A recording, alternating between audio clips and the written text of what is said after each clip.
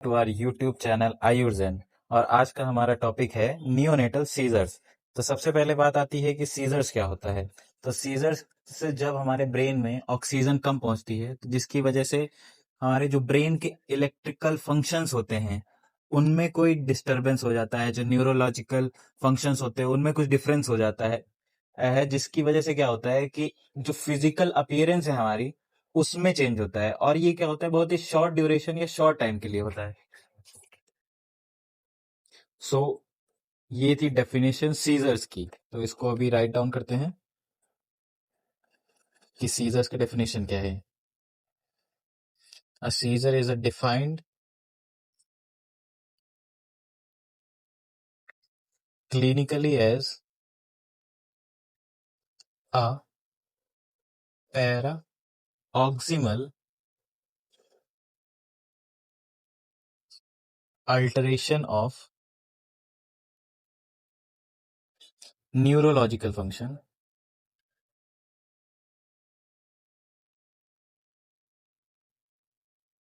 that is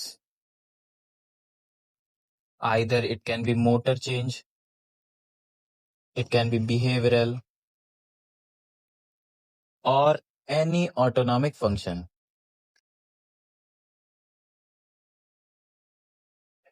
तो ये थी हमारी डेफिनेशन सीजर्स की। अभी बात आता है कि नियोनेट्स में सीजर्स होने का मेन कॉज क्या है। What is the main cause of seizure in neonates. इसका मेन रीजन है हाइपोक्सिया।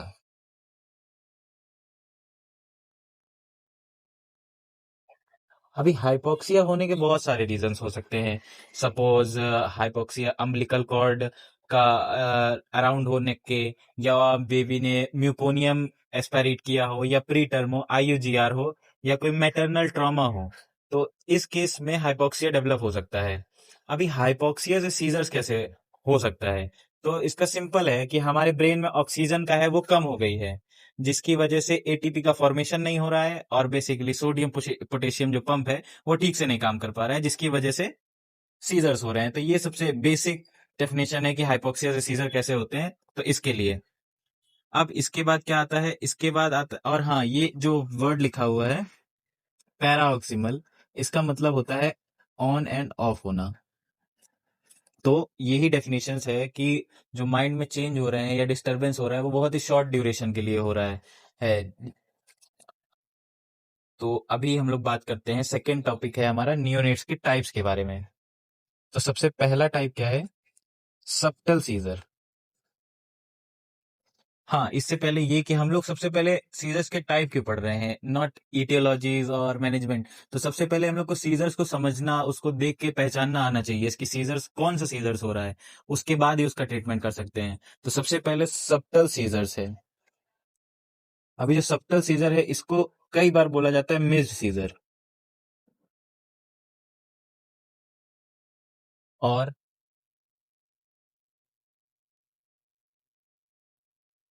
और इसको क्या बोलते हैं, अनडायग्नोज्ड सीजर।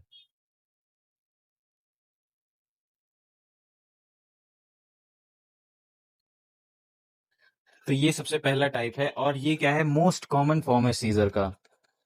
ये क्या है, मोस्ट कॉमन फॉर्म है, मोस्ट कॉमनेस्ट फॉर्म है सीजर का। इसके अंदर क्या होता है वो आगे डिस्कस करेंगे। सबसे पहले ये जानना है कि ये क्या, बस नाम जानने हैं। तो ये मोस्ट कॉमन टाइप है सीजर्स का, और इसको, ये वाला सीजर्स है, ये कभी कभी नहीं समझ में आता है। हम लोग इन्फेंट या न्यूबॉर्न को देखते हैं तो उसकी ये नॉर्मल एक्टिविटी लगती है, तो कभी कभी हम इससे कंफ्यूज भी हो सकते हैं कि क्या ये वाकई में सीजर है या उसकी नॉर्मल एक्टिविटी है। तो इस पे बहुत ही फोकस रहना है। सेकेंड टाइप क्या है, क्लोनिक सीजर्स। क्लोनिक सीजर्स, अभी क्लोनिक सीजर का, क्लोनिक का मतलब क्या होता है, एक रिदम में मूवमेंट होना। तो यहाँ पे क्या होता है, रिदमिक जर्की मूवमेंट होता है, rhythmic jerky movement, rhythmic jerky movements. Third one क्या होता है, तो टोनिक सीजर।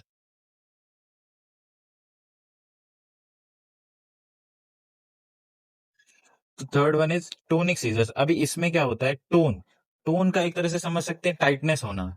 जैसे हम लोगों को पता है एम्फ्रोस्टोटोनस, ओफिस्टोटोनस। तो इसमें बॉडी क्या है, बिल्कुल अकड़ जाती है, टाइट हो जाती है। तो टोन से वैसे समझना चाहिए कि यहाँ पे बॉडी क्या हो जाएगी, सीजर्स आते टाइम बॉडी ना बिल्कुल टाइट हो जाएगी। Fourth one is spasm, spasm. Fifth one is myoclonic. अभी क्लोनिक और मायोक्लोनिक सीजर्स में डिफरेंस होता है। मायो का मतलब क्या होता है, मसल। तो जब एक सिंगल मसल ग्रुप में सीजर्स होता है तो उसको मायोक्लोनिक बोलेंगे। और तो ये हमारे हो गए 5 टाइप, और अभी हम बात कर रहे थे मायोक्लोनिक के बारे में। तो मायोक्लोनिक क्या होता है, तो मायो का मतलब हम लोग को पता है मसल, और क्लोनिक का मतलब होता है rhythmic movement, rhythmic jerky movement. तो यहाँ पे क्या होता है, एक पर्टिकुलर जो मसल होता है उसका जर्की मूवमेंट होता है। अभी इसके आगे हम लोग इसके बारे में बताएंगे, इसको क्लोनिक और मायोक्लोनिक के बीच में डिफरेंशिएट कैसे होता है उसको आगे डिस्कस करेंगे। अभी पहले कुछ जर्नल चीजें हैं जिसके बारे में जानते हैं। एक चीज है जर्नलाइज्ड टोनिक क्लोनिक सीजर। अभी क्वेश्चन ये है कि ये क्या होता है, और क्या ये न्यूनेट्स में पॉसिबल है। तो जर्नलाइज्ड का मतलब क्या होता है, all four limbs, all extremities कह सकते हैं। टोनिक का मतलब हम लोग को पता है बॉडी का टाइट होना। क्लोनिक का मतलब पता है rhythmic jerky movement, rhythmic jerky movement. तो क्या ऐसा सीजर नियोनेट्स में होना पॉसिबल है या नहीं। तो आंसर है कि नहीं पॉसिबल है। ये जनरली एडल्ट्स में दिखता है ऐसा सीन। अभी ये नियोनेट्स में पॉसिबल क्यों नहीं है, बिकॉज जो इनका माइलिनेशन होता है न्यूरॉन्स का वो इनकम्प्लीट होता है, बिकॉज ऑफ इनकम्प्लीट माइलिनेशन। तो ये हो गया हमारा कुछ जर्नल बेसिक्स, हम लोगों ने देख लिया कौन कौन से सीजर्स होते हैं। अभी सबसे पहला जो सीजर्स है वो कौन सा है, स एक मिनट, स्पेलिंग मिस्टेक है थोड़ा सा। Subtle seizure, subtle seizures.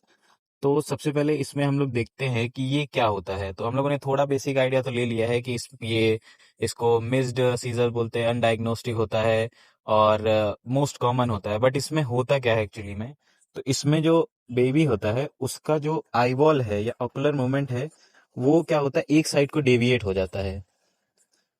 The baby had deviation of eyeball, eyeball on one side.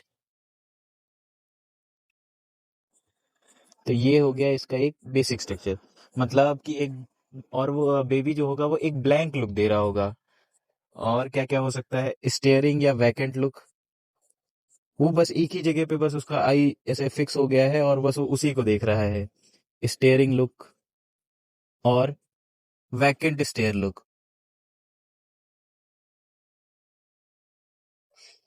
और क्या क्या चीजें हो सकती है इसमें, तो लिप स्मैकरिंग, लिप स्मैकरिंग और आई ब्लिंकिंग और पैडलिंग मूवमेंट, उसके पैर जो होंगे वो मूव कर रहे होंगे। अनदर इज बॉक्सिंग जैब, उसके हाथ जो होंगे वो भी मूव कर रहे होंगे। और क्या हो सकता है इसमें, फिर इसको ऑब्जर्व कैसे करना है, तो इसमें जो नियोनेट्स है उसको ऑब्जर्व करना है 1 मिनट तक पूरा, ऑब्जर्व फॉर 1 मिनट। तो अब इसमें कुछ ऐसा हम लोग समझ सकते हैं। तो अभी इस वीडियो में देखिए कि ये जो बेबी है ये कैसे सिर्फ एक इसका आईबॉल है वो एक साइड को डेविएट हो गया है, और ये कैसे एक वैकेंट स्पेस लुक दे रहा है और एक ही जगह पे बस स्टेयर कर रहा है। तो ये जो मेन फीचर्स होता है सबटल सीजर का, इसको देख सकते हैं। और यहाँ से ये वैकेंट स्पेस लुक है। तो ये वीडियो थी जो इसको शो कर रही है, इसके डेविएशन ऑफ आईबॉल्स को। अभी अनदर एक और वीडियो है उसको प्ले करते हैं। तो यहाँ पर आप देख सकते हैं पैडलिंग मूवमेंट्स के बारे में, जो सब्टल सीजर्स होता है उसमें कैसे पैडलिंग मूवमेंट होता है। पैडलिंग मतलब कि वो कैसे साइकिल चला रहा है, तो ऐसा ऑब्जर्व कर सकते हैं। और इसके बाद एक और वीडियो है, ये जो इसके लिप्स हैं यहाँ पे ही कैसा हो रहा है, तो यही होता है लिप स्मैकरिंग, कि वो कैसे ऐसे लिप्स उसके बार बार नीचे आ रहे हैं, इसको बोलते हैं लिप स्मैकरिंग। तो ये भी होता है। और साथ में ये पैडल मूवमेंट जो होता है, पैडलिंग मूवमेंट, ऐसे साइकिल चला रहा है ऐसा ऑब्जर्व होता है। ये इसके फेस लिप्स पर देख सकते हैं ये कैसे स्मैकरिंग कर रहा है। तो ये कुछ वीडियोस थी जो किसके बारे में बता रही थी, तो सब्टल सीजर्स को आइडेंटिफाई करने में हेल्पफुल थी ये वीडियो। हमारा पहला जो सब्टल सीजर्स है वो कंप्लीट हो गया है। अभी हम लोग नेक्स्ट सीजर यानी क्लोनिक सीजर्स के बारे में देखते हैं कि क्लोनिक सीजर्स क्या होता है। तो क्लोनिक का मतलब हम लोगों को पता है, बहुत बार बता चुके हैं, rhythmic jerky movement. Rhythmic jerky movement. अभी ये जो रिदमिक मूवमेंट है वो भी दो तरीके की हो सकती हैं। या तो रिदम कैसी होगी, फास्ट हो सकती है, या रिदम कैसी हो सकती है, स्लो हो सकती है। इट कैन बी फास्ट और it can be slow. Fast in the sense जो सीजर्स है वो 1 2 3 4 ऐसे कंटिन्यू आते जा रहे हैं। बट स्लो में कैसा है, 1 2 3, थोड़ा ऐसे ब्रेक लेके आता है। वैसे समझ सकते हैं 1 2 3 4 कंटिन्यू। और इन दिस 1 2 3 ऐसे थोड़ा ब्रेक लेके आ रहा है, तो ये क्या हो गई, रिदमिक जर्की मूवमेंट। और इसमें क्या होता है कि ये फोकल होती है। अभी फोकल का मतलब क्या होता है, फोकल का जनरली मीनिंग होता है कि इसमें क्या होता है, जो सारे लिम्ब होते हैं वो इन्वॉल्व नहीं होते हैं, बल्कि एक फोकस्ड या एक ग्रुप ऑफ मसल इन्वॉल्व होता है। तो इसमें ऑल 4 लिम्स या extremities are not involve, only one group of muscle is involve, muscle is involve. अभी ये हो गया। अभी तो हम लोगों ने बोल बताया था कि अभी मायोक्लोनिक भी सेम ही है, कि उसमें क्या होता है, सिंगल ग्रुप जो होती है वो क्या होती है, इन्वॉल्व होती है। तो अभी इसमें और इसमें डिफरेंस क्या है, मायोक्लोनिक सीजर्स, इसमें और इसमें डिफरेंस क्या है। तो इसमें और इसमें एक बेसिक डिफरेंस है, वो ये है कि इसमें जो मूवमेंट्स होती हैं वो एरिदमिक होती हैं। मतलब जो सीजर्स होते हैं वो एरिदमिक होते हैं, ऐसा कोई रिदम नहीं होता है इसमें, एरिदमिक। तो ये बात ध्यान रखना, यही डिफरेंस है इन दोनों के बीच। अभी हम लोग इसके कुछ वीडियोस को देखते हैं जिससे हम लोग को पता चलेगा कि क्लोनिक सीजर्स क्या होते हैं। तो यहाँ पे देख सकते हैं हम लोग क्लोनिक सीजर्स के बारे में, कि अभी यहाँ पे देखिए कैसे जर्की मूवमेंट हो रहा है, रिदमिक जर्की मूवमेंट हर एक सेकंड पे उसको हो रहा है, ऐसा एरिथमिया नहीं दिख रही है। तो ये क्या हुआ, क्लोनिक सीजर्स हुए। इसके लेफ्ट आर्म और लेफ्ट लेग कैसे रिदमिक रिदम के सही रिदम के साथ जर्की मूवमेंट शो कर रहे हैं, तो ये क्या हुआ, क्लोनिक सीजर्स हुआ। तो यहाँ पे हम लोग ये समझ गए हैं कि क्लोनिक सीजर्स क्या होता है। और मायोक्लोनिक में क्या होता है कि एरिथमिया होता है, क्या होता है, एरिथमिया होता है। तो ये बात ध्यान रखना है।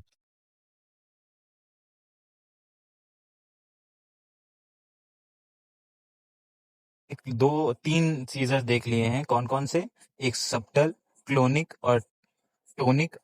सॉरी, टोनिक नहीं देखा है, क्लोनिक और मायोक्लोनिक देख लिया। उसके बॉडी का टाइटनिंग होना, टाइटनिंग ऑफ द बॉडी। तो ये हो गया। अभी ये कैसा हो सकता है, तो फोकल भी हो सकता है और जर्नलाइज्ड भी हो सकता है। अभी इसका मतलब पता है कि फोकल मतलब all only one muscle group is involve, and generalize का मतलब ऑल 4 एक्सट्रीमिटीज आर इन्वॉल्व। अभी ये किसकी तरह रिसेंबल्स कर सकता है, तो may resemble with may be resembled with decorticate and decerebrate posture. कौन से posture, decorticate posture and decerebrate posture. तो अभी ना इसको हम लोग वीडियो के थ्रू समझेंगे कि ये दिखता कैसा है। तो यहाँ पर हम लोग देख सकते हैं कैसे इस बेबी का एक हेड जो है वो इधर साइड को टिल्ट है, और इसके हाथ कैसे बिल्कुल टाइट हो चुके हैं। तो ये जो स्ट्रक्चर, ये जो पोजीशन है, इसी को क्या बोलते हैं, टोनिक। इसमें इसकी बॉडी बिल्कुल टाइट हो चुकी है, बिल्कुल अकड़ चुकी है एक तरह से, एक पोजीशन में। यहाँ हम लोगों ने टोनिक सीजर्स के बारे में देख लिया। अभी हम लोग का लास्ट क्या है, स्पाज्मिक। तो उसको देखते हैं हम लोग कि वो क्या होता है। तो स्पाज्मिक में क्या होता है कि जनरली जो जर्क होते हैं वो लास्ट करते हैं सिर्फ 1 से 2 सेकंड के लिए। बिल्कुल सिंपल रखना है, कोई ऐसे ज्यादा कॉम्प्लिकेटेड वर्ड नहीं यूज करने हैं। जर्नलाइज्ड जो जर्क होते हैं वो बस 1 से 2 सेकंड के लिए आते हैं, सिर्फ 1 से 2 सेकंड्स के लिए। और ये बहुत ही शॉर्ट ड्यूरेशन होता है अभी इसमें। और इसको जनरली हम लोग देखते हैं वीडियो के थ्रू ही हमको समझ में आएगा कि ये दिखते कैसे हैं।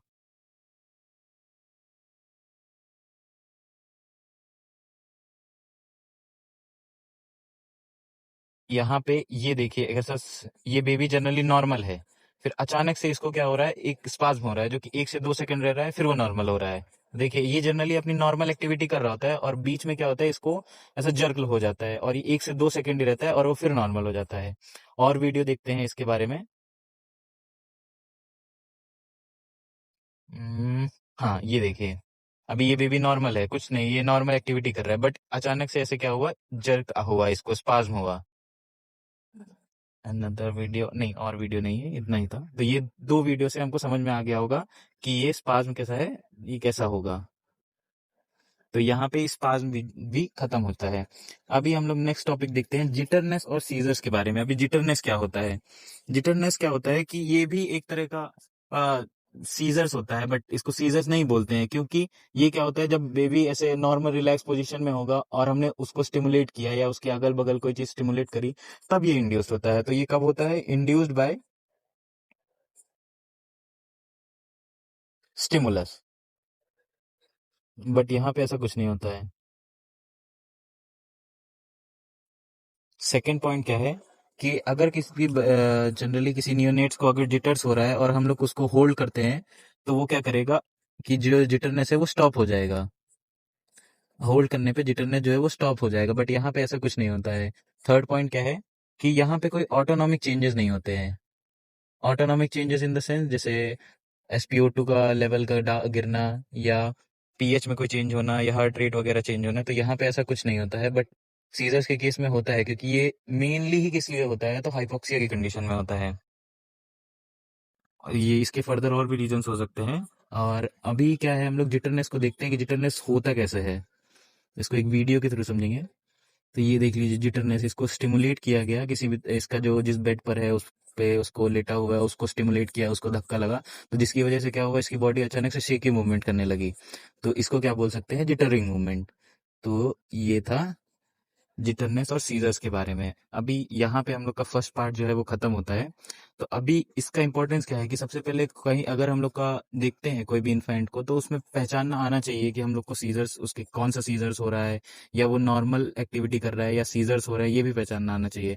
तो इसमें रिमेंबर क्या है कि जो वीडियो है, विजुअलाइजेशन है, वो ज्यादा इंपॉर्टेंट है एज कम्पेयर टू थ्योरी। तो वो ध्यान रखना है। और इसके सेकंड पार्ट में हम लोग क्या कवर करेंगे, इसकी इटियोलॉजीज कवर करेंगे कि ये होता क्यों है, इसमें क्या क्या इन्वेस्टिगेशन करानी चाहिए, और इसका मैनेजमेंट कैसे होता है, और इसका ट्रीटमेंट कैसे होता है, तो वो देखेंगे। तो तब तक के लिए thank you for watching the video and share your valuable comments. Thank you.